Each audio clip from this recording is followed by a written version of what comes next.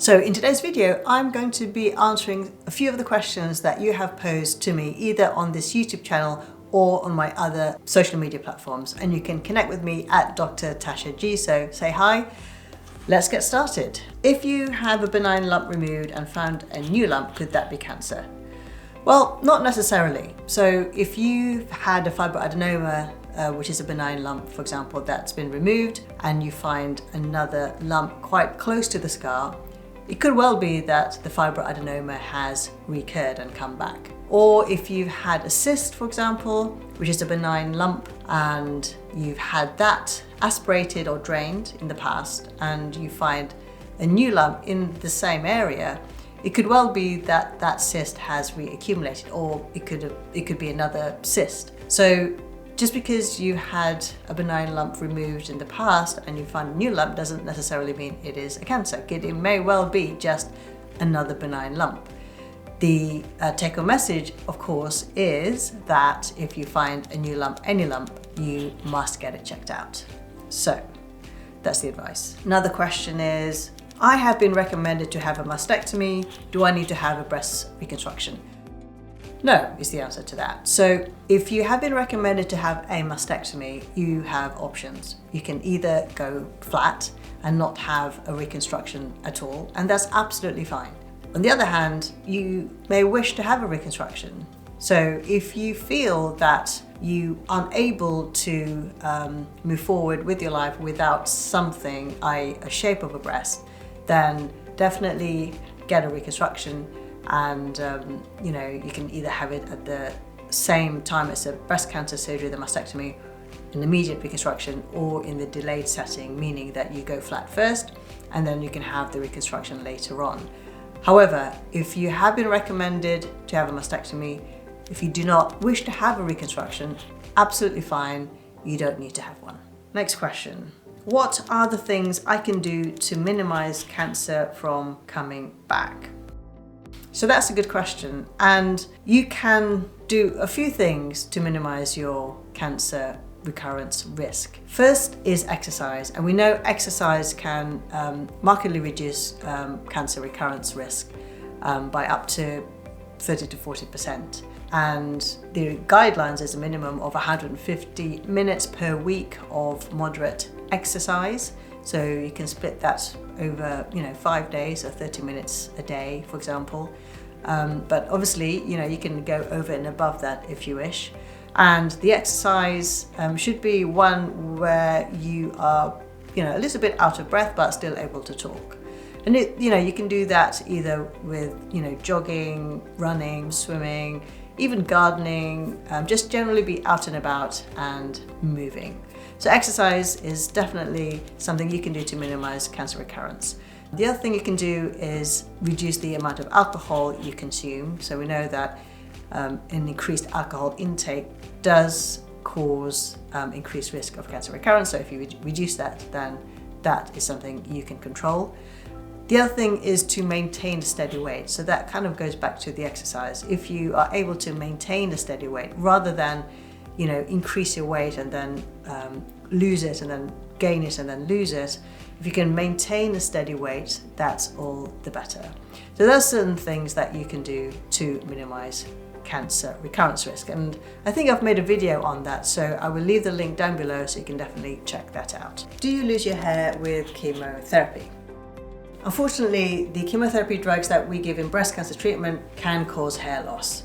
Chemotherapy drugs seek out cancer cells which are actively dividing cells. And similar to cancer cells, there are lots of other normal cells in our body that are also actively dividing. And unfortunately, chemotherapy will attack and affect these cells too. The type of cell that is actively dividing or are actively dividing are your hair follicles. Unfortunately, chemotherapy drugs will attack these cells as well, causing hair loss. One of the ways that we can mitigate this is by wearing what we call a cold cap. And you put it on your head like a cap, and that actually cools your head, which results in reducing the amount of blood that will reach the scalp. By doing that, it reduces the amount of chemotherapy drugs that can affect the hair follicles, and so hopefully it can save your hair. One of the disadvantages of using a cold cap, unfortunately, is it can really cause some severe headaches. And that's one of the reasons why many women can't actually tolerate a cold cap, because of the headaches that it can cause. But yes, the answer to the question is, unfortunately, chemotherapy can cause hair loss, and it's something that we can mitigate with a cold cap, but that's all that we can do, unfortunately. So it does cause hair loss. Is lumpiness common after a lumpectomy? And yes, it is common after a lumpectomy. In fact, immediately after a lumpectomy, you will feel a degree of lumpiness. The reason for that is when we do the surgery, the cancer lump will be removed, obviously, out of the breast, and you will be left with a defect where the cancer initially was. And so the breast tissue will be mobilized to fill that defect. And that will create a sensation of lumpiness. And not only that, but you'll also have some scarring, fibrosis, and also a little bit of swelling, and even a little bit of seroma. So lumpiness after a lumpectomy is extremely common.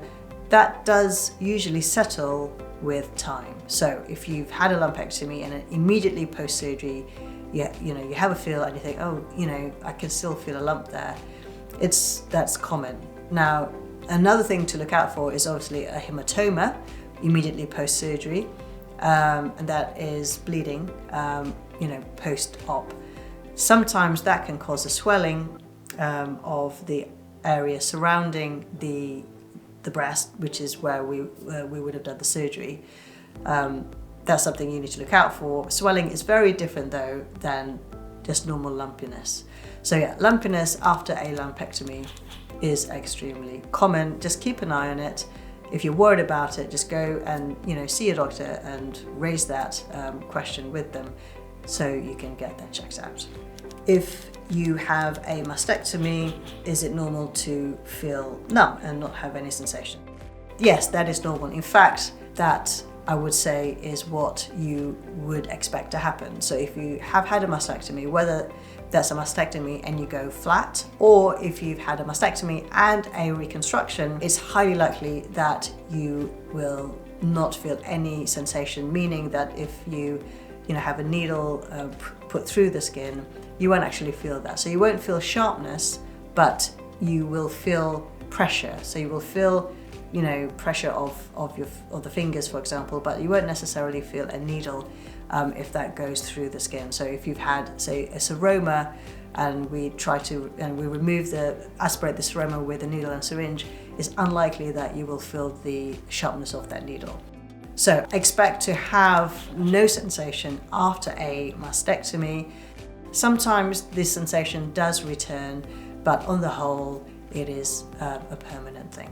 Okay, so they are just a few quick fire questions that I have hopefully have been able to answer for you. Leave any questions down below and connect with me again on social media if you would like to ask me something that you would like the answer to, and I'll see you in the next video. Take care.